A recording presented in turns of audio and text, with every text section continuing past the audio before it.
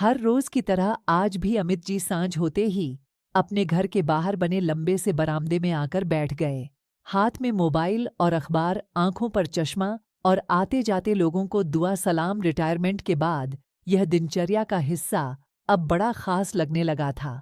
कभी कभार थोड़ा साथ के बने पार्क में घूम भी आते थे, लेकिन आज दोपहर से ही बादल बरसने की शक्ल लिए बैठे थे। अचानक से ही काली घटा ने पूरे आसमां को घेर लिया और बादलों की गड़गड़ाहट के साथ बारिश भी जमकर बरसने लगी। गली में पैदल चलते हुए लोगों के कदमों ने रफ्तार पकड़ ली थी और अचानक से सब कुछ धुंधला सा दिखने लगा। अमित जी कुर्सी पर बैठे भीगते हुए मौसम का आनंद ले रहे थे कि तभी तेजी से भागते हुए शुक्ला जी नजर आए। उनके हाथ में पकड़ा खुला छाता हवा में उड़े जा रहा था और वो उसे संभालने के चक्कर में जल्दी से अमित जी के बरामदे की 4 सीढ़ियां चढ़कर बरामदे में आ गए। अमित जी के सामने अपना खुला छाता बंद करते हुए कहने लगे, बाप रे, कितने जोरों का तूफान आया है। अमित जी कहते हैं, कहाँ से घूमकर आ रहे हैं शुक्ला जी? शुक्ला जी कहते हैं, अरे कहीं नहीं जनाब, बस यूं ही टहलने निकला था कि मौसम ने रूप ही बदल लिया। अमित जी कहते हैं,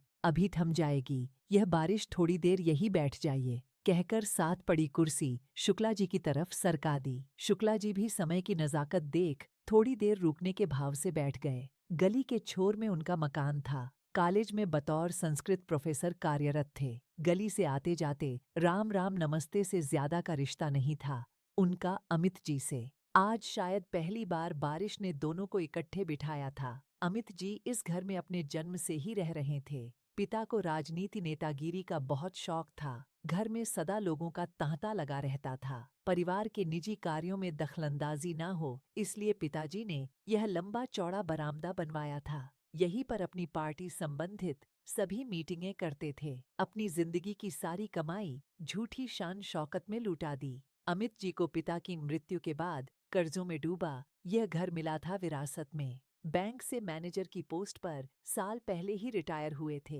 बेटी चांदनी की शादी कर दी थी और बेटा अर्जुन की 6 महीने पहले एक अच्छी कंपनी में नौकरी लगी थी। अब थोड़ा राहत महसूस करते थे। सारी जिंदगी एक मध्यम वर्गीय पिता की जिम्मेदारियां निभाते हुए कभी अपनी छोटी सी खुशी के बारे में भी नहीं सोचा। कुछ करने का सोचते भी तो बजट पीछे खींच कर ले जाता। यारी दोस्ती शब्द तो उनकी जिंदगी में कोरे कागज जैसा था। अकेलेपन में रिटायरमेंट गुजर रही थी। आज भी उसी का हिस्सा बने हुए थे कि शुक्ला जी ने अचानक से आकर उनके अंतरिम का कोई दरवाजा खटखटाया। दोनों बैठकर बातें करने लगे तो एक दूसरे की संगति में डूब से गए। दोनों की एक जैसे विषयों पर रुचियां मिलने लगी। बातों का समासा बंधने लगा। हंसने की आवाजों ने वातावरण को घेर लिया। पत्नी मृदुला, जो कि साथ वाले कमरे में बैठी अपना मनपसंद धारावाहिक देख रही थी, कि अचानक पति की किसी के साथ आवाजों ने उसका ध्यान बाहर की ओर खींचा। पति किसके साथ बातें कर रहे हैं यह देखने के उद्देश्य से वो भी बाहर आ गई। शुक्ला जी को देख नमस्कार कर हालचाल पूछकर वापस अंदर जाने को मूंडी तो पति ने पीछे से आवाज लगाई, अरे सुनो मृदुला, 2 कप चाय तो बना लाओ। जी अभी लेकर आती हूँ, कहकर अभी 2 कदम आगे बढ़ी तो पति ने फिर से आवाज लगाई, ऐसा करो यार, 2-2 पकौड़े भी हो जाए आज, मौसम का भी यही तकाजा है, कहकर अमित जी मटकाती हुई आंखों से पत्नी की ओर देखने लगे। शुक्ला जी, अरे नहीं नहीं, भाभी जी को क्यों तकलीफ दे रहे हैं आप, मैं तो बस यूं ही आ गया। अमित जी, अरे तो क्या हुआ शुक्ला जी, आपके बहाने हम भी खा लेंगे, जाओ जल्दी से बनाकर लाओ, पत्नी की ओर देखते हुए बोले। मृदुला पति के यूं हुक्म चलाने पर जल भून जाती, लेकिन जब से बेटे अर्जुन की नौकरी लगी थी तब से बहुत खुश रहने लगी थी। बेटा कहीं दूर नहीं गया था, अपने ही शहर में अपने ही पास था, इसीलिए मन में बड़ी राहत महसूस करती थी। जल्दी रसोई घर में आई सब्जियां काटने लगी। गैस पर जल्दी से चाय का पानी चढ़ाया, लेकिन जैसे ही उसने बेसन का डिब्बा खोला उसका मुंह खुला का खुला रह गया। डिब्बे में 2 चम्मच से ज्यादा बेसन नहीं था। जल्दी से उसने सामान की वो सूची देखी जिसे पकड़ाकर उसने पति से कल ही राशन मंगवाया था। यह क्या, बेसन तो लिखना भूल ही गई। अब सामने से निकलकर जाएगी तो शुक्ला जी मना करेंगे और पति से डांट पड़ेगी। अलग इन सोचों में डूबी ही थी कि बेटे अर्जुन का फोन आ गया। मम्मी अगर चाय बना रही हो तो मेरी भी बना देना, मौसम खराब होने वाला है इसलिए जल्दी ही छुट्टी कर ली है। मृदुला ने हल्के से सुर में कहा। ठीक है बेटा। माँ की आवाज में कोई चिंता नजर आई तो अर्जुन पूछने लगा, क्या बात है मम्मी, सब ठीक तो है ना? हाँ बेटा, सब ठीक है। वो जो गली के नुक्कड़ में शुक्ला जी रहते हैं ना, वो तेरे पापा के साथ बाहर बैठे हैं। पापा ने पकौड़े की फरमाइश की है, लेकिन कैसे बनाऊं? घर में तो बेसन ही नहीं है। डिब्बे को बंद कर वापस रखते हुए मृदुला बोली, अरे मम्मी, चिंता मत करो, मैं लेकर आ रहा हूँ। तुम चाय बनाओ, कहकर अर्जुन ने माँ की सारी परेशानी पल में दूर कर दी। थोड़ी देर बाद अर्जुन हाथ में एक बड़ा सा लिफाफा लेकर घर में दाखिल हुआ। उसने बाहर बैठे शुक्ला जी को प्रणाम किया और सीधा रसोई घर में माँ के पास चला गया। बेटे को देखते ही माँ चेहरे पर बड़ी सी मुस्कान लाकर बोली, ला दे बेटा बेसन। यह क्या? अर्जुन ने उस बड़े से प्लास्टिक थैले में से दो तेल से सने लिफाफे निकालकर माँ के हाथ में थमा दिए। बेटा पकौड़े ही नहीं, बल्कि गर्म गर्म जलेबियां भी लाया था। मृदुला, तू पकौड़े ही ले आया? इसकी क्या जरूरत थी बेटा? मैं बना देती, काहे को बैठे बिठाए इतने पैसे लगाकर आ गया।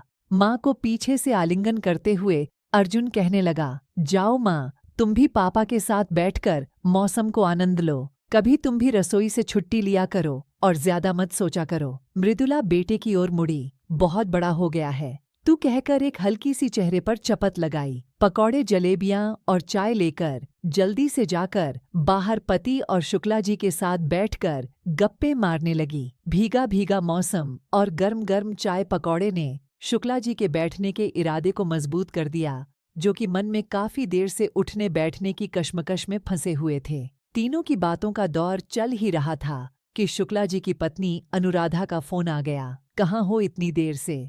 मुझे फिक्र हो रही है। पत्नी की चिंता को हटाते हुए शुक्ला जी बोले, अरे चिंता मत करो, अभी थोड़ी देर में आ जाऊंगा। अपने जो वो अमित जी है, ऊंचे घर वाले, उन्हीं के पास बैठा हूँ। अच्छा ठीक है।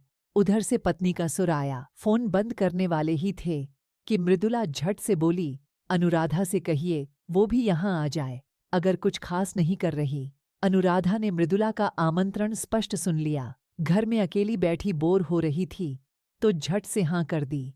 थोड़ी देर बाद अनुराधा एक हाथ में छतरी और दूसरे से सलवार को पानी से बचाती हुई पहुंच गई। हल्के नीले रंग का सूट और बहुत ही हल्का सा मेकअप में भी बहुत प्यारी लग रही थी। मृदुला झट से एक एक कप चाय और बना लाई। बेटा दिल खोलकर पकौड़े लाया था। आज बारिश की तरह ये चौकड़ी भी जम गई। बातों, किस्सों का और हंसने हंसाने की एक समासा बंध गया। अमित जी को एक बांसी सी नियमितता में आज एक गजब की ताजगी मिली। मृदुला तो पहली बार शायद ऐसे किसी अनुभव से गुजर रही थी। शुक्ला जी और अनुराधा के साथ उनके विचार और दिल खूब मिले। उनकी ही तरह यह दंपति भी काफी सीधे साधे दिखावे वाली थोथी बातों से काफी दूर थे। अर्जुन, जो कि साथ वाले कमरे में बैठा था, उसका भी टीवी देखते देखते थोड़ी थोड़ी देर बाद ध्यान बाहर बैठे दोनों दंपति की बातों की तरफ जा रहा था।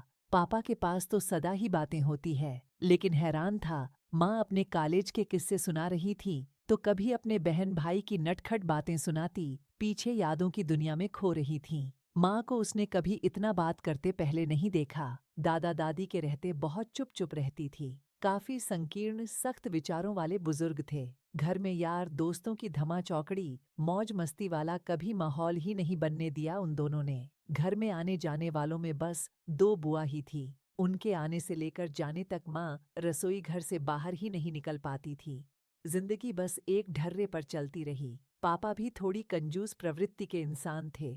माँ बस घर में ही दबकर रह गई। अर्जुन सोचने लगा, बादल तो बरस कर थम भी गए, लेकिन भरे हुए मन अभी तक बरस रहे हैं। उसने घड़ी देखी तो 8 बजने वाले थे। रसोई घर में गया तो देखा रात के खाने की कोई तैयारी नहीं थी। फिर बाहर आया तो देखा चारों मस्ती में खूब बतिया रहे हैं। आज माता पिता की मस्ती भंग करने का मन नहीं किया।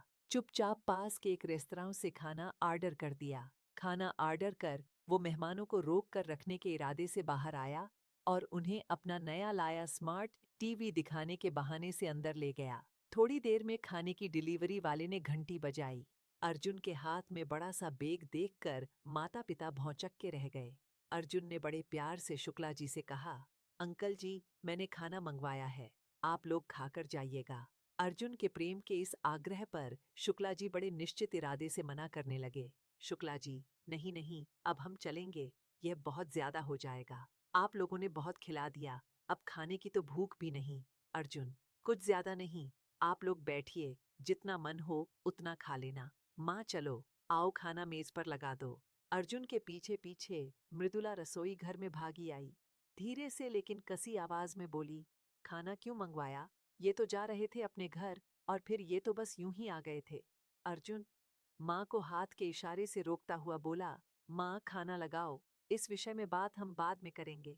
सबने बैठकर बड़े से आराम से खाना खाया। अर्जुन ने लाजवाब ऑर्डर किया था। शुक्ला जी भूख न होते हुए भी डटकर खाया। फिर थोड़ी देर में खाना खाकर शुक्ला जी और अनुराधा बहुत सारा धन्यवाद और अर्जुन को आशीर्वाद देकर तारीफों के पुल बांधते हुए चले गए। उनके जाते ही माता पिता के चेहरों पर आए भावों को पढ़कर अर्जुन जवाब ढूंढने लगा।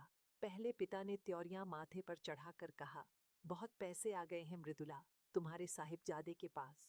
घर में कोई जश्न चल रहा था क्या, जो बैठ बिठाए 1000 रुपया खर्च कर दिया होगा। अब खाना भी इस घर में बाहर से आएगा। मृदुला, बेटा क्या जरूरत थी खाना मंगवाने की, मैं बना लेती। और फिर ये लोग तो बस यूं ही आ गए थे, हमने कोई निमंत्रण थोड़े दिया था। चाय पकौड़े तक तो ठीक था, लेकिन ये खाना और वो भी इतना कुछ, सच में अर्जुन ये तो मेरी भी समझ के परे है। थोड़ी नाराजगी माँ के चेहरे पर भी दिखाई दी। माँ बाप की मनोवृत्ति समझते हुए बड़े प्यार से अर्जुन बोला, पापा ये जरूरी तो नहीं, जो अब तक नहीं हुआ वो आगे भी ना हो। इस काबिल अब हम हैं कि खड़े पैर 4 पैसे खर्चने पड़े तो सोचने की जरूरत नहीं है। मैं आया था बाहर माँ को बुलाने, लेकिन नहीं बुला पाया।